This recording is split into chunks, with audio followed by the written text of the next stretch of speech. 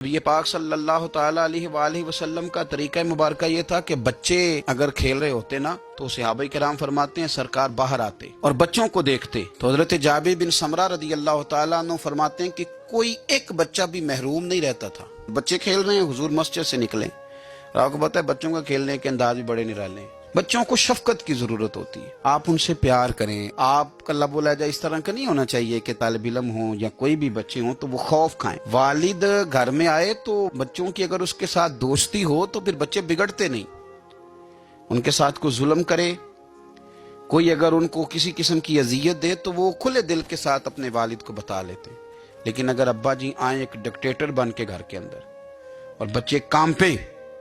تو پھر بچے دکھ کسی اور کو بتاتے ہیں، اٹیچ کسی اور کے ساتھ ہوتے ہیں، پھر غلط نظریات والے لوگ ان کو اپنا ہم نوا بنا لیں۔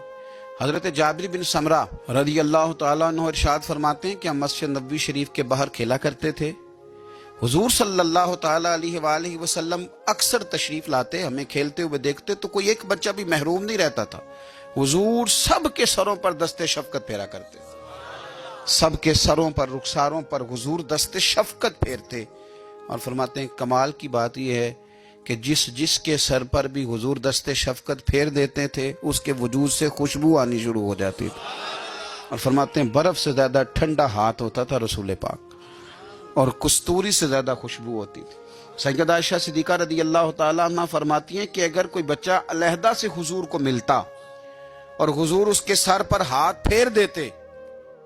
تو فرماتی ہیں پھر تو یہ منظر ہوتا تھا